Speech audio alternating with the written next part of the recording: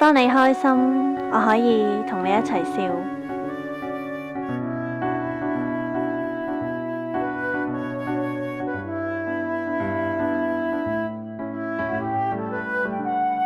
我好驚失去呢一位咁好嘅知己。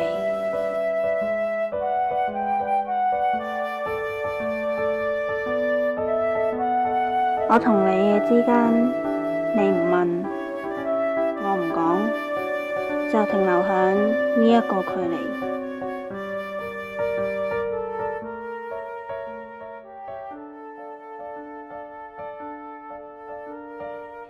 但當你同我分享感情煩惱，心入邊總係會有一種莫名其妙嘅酸痛。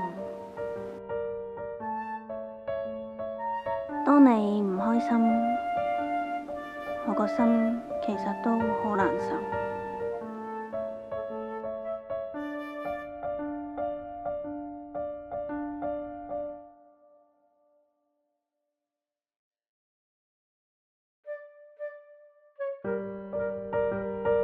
就算我哋嘅關係再親密，但係依然都係冇辦法超越朋友呢一條界線。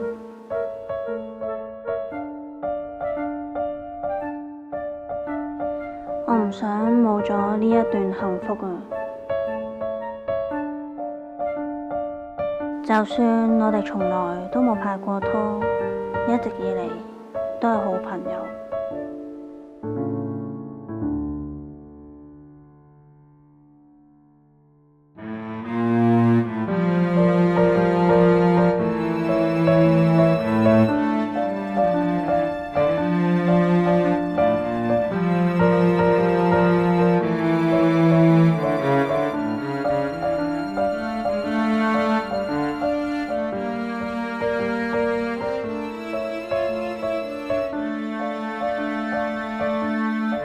唉，又俾佢放飛機啦！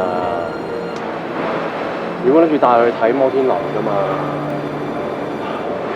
而家變咗同你一齊出嚟，當黑啊！近排真係。我知道喺你嘅心目中，我只係停留咗喺好朋友嘅階段。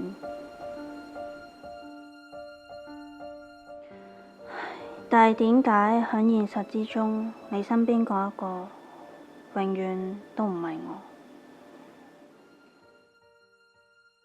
隨住時間同埋環境嘅改變，我哋已經唔可以再好似以前咁，而係各自有各自嘅生活。